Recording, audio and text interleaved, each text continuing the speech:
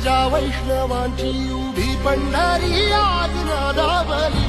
तुझे नाव ओठी तुझे रूप ध्यानी जीवाला तुझी आस गा लागली.